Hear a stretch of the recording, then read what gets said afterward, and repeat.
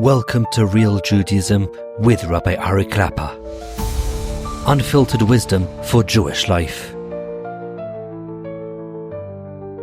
So we're starting now on the Shalom Bayis part, just to finish up this question.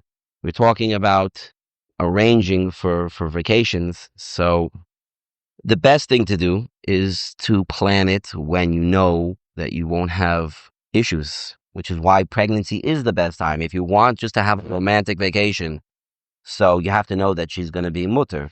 If you're planning on going to Luna Parks, right, she can't go, and she's not going to be able to go on any of the crazy rides that you want to go on in a chanam. That's taka problematic. But during the middle months of pregnancy, after a woman has gotten past the difficulties in the end of the first trimester, usually, again, every person maybe should check with their doctor, but usually that's a very good time. Talking about before you get into the third trimester, where things start to get a little bit harder, and you're still holding a place where she has energy. The second trimester woman has much more energy usually after the end of the first trimester. It's a great time, and you won't have to worry about asking shilas to a rav. You won't have to worry about bedikas. You won't have to worry about any of these things. It's a great time to go on vacation. So that you can plan in advance. If you know, hey, we just found out that my wife's pregnant. We just found out. So let's plan like 3 months from now, 4 months from now. That's really a great time. We already know in advance. That'll be a great time to go on a vacation. Oh, we're going to know 100% what's going to be, but anytime you plan 6 months in advance. Somebody, was planning and then coming to Eretz Yisrael, and boom, there's something called COVID, and COVID, just shut everything down. So nobody came for Pesach instead of all the people who were supposed to come for Pesach, and I put six months in advance. And then, oh, by the way, there's a war, so now no airlines are flying except for El Al, and the prices are crazy.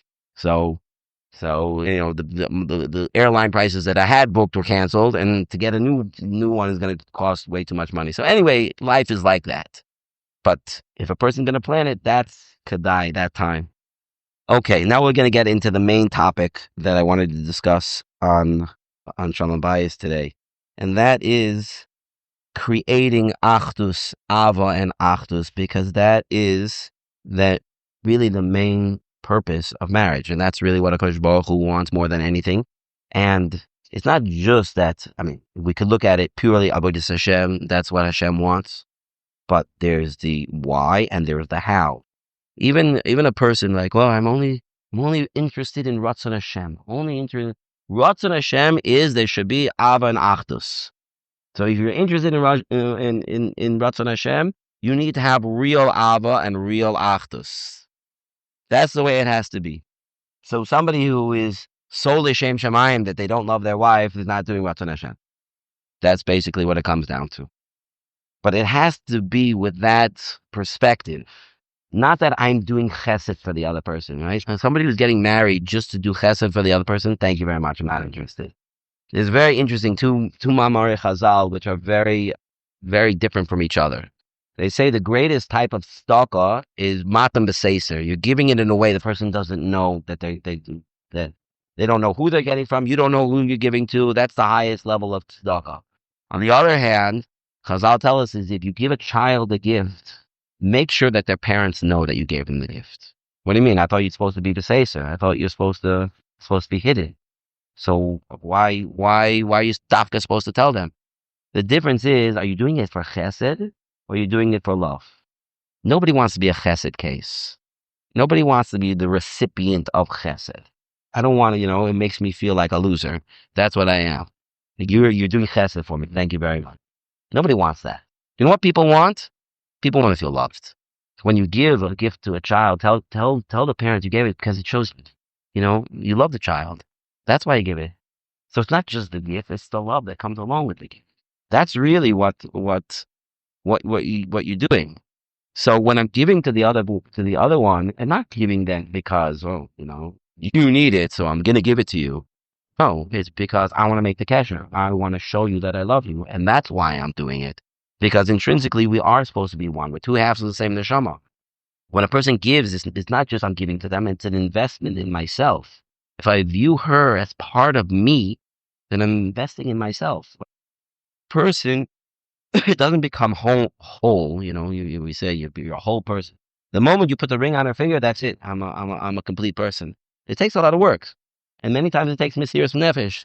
I'm sure everybody here can think about situations that happen in the time that they've been married that they've been difficult times, and I have to make difficult decisions, and I have to be willing to sacrifice things because it's the right thing to do. And that's the way that I have to live my life, not as a sacrifice, but as an investment. When I'm giving up something for myself, so you can look at it as, oh, I gave up for her, now she has to give up for me.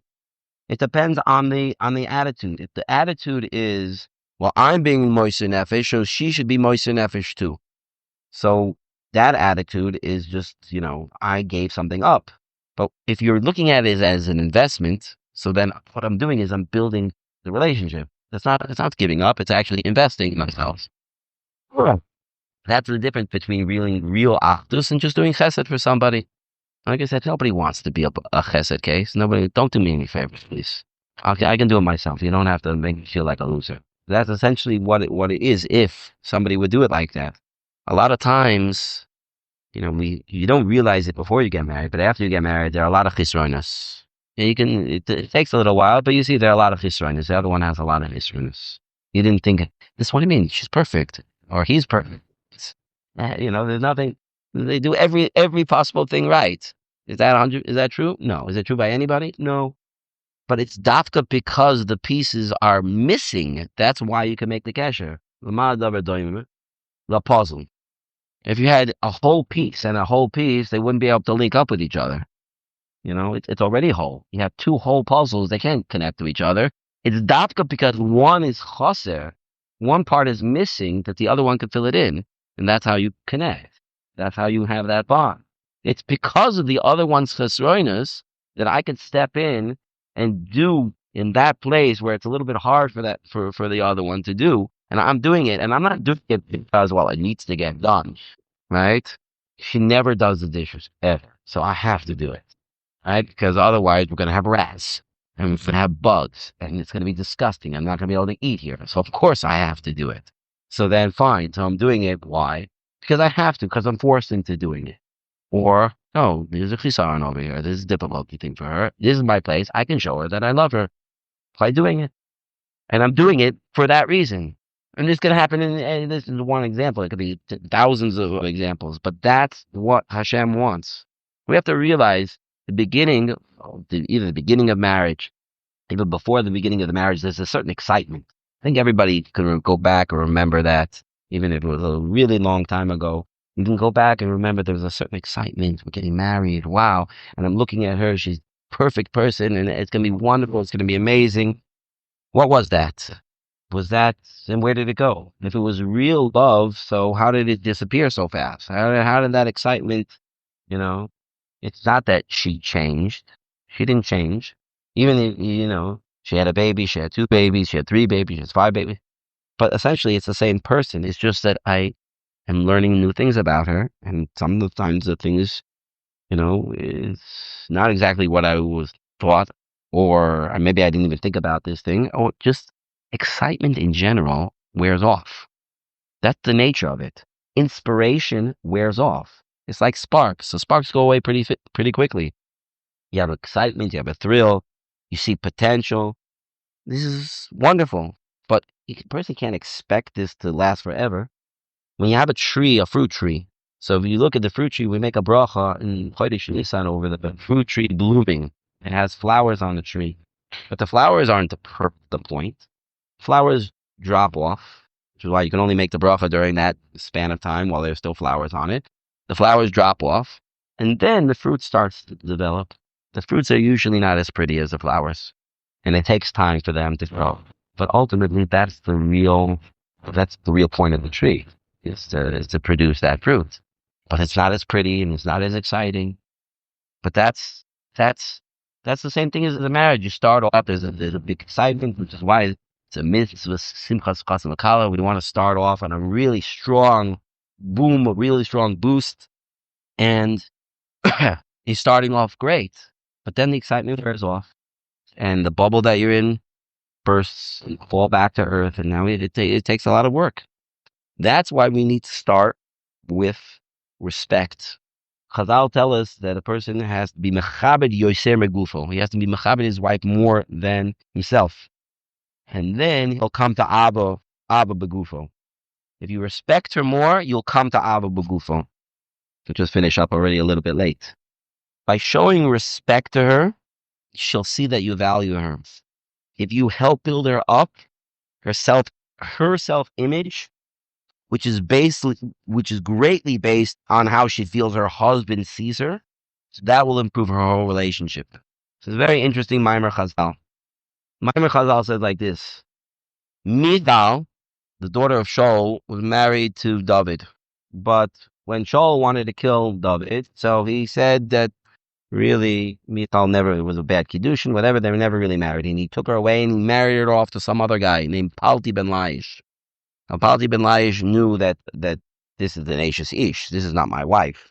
Yeah, she's married to David, and so he stuck a sword in his bed in order to remind him she's off limits. But Chazal say that she was still called her Palti ben Laish's wife, even though they were not together at all. Why? Said because he encouraged her. He built her up. He treated her like a wife, but he never did anything. He never did anything physical with her. Because that is what a husband does, and that's what a woman wants more than anything else. Thank you for joining Real Judaism, where we explore Torah's wisdom for real life.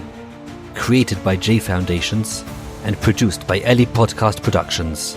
Find more episodes at realjudaism.org and subscribe wherever you listen to podcasts.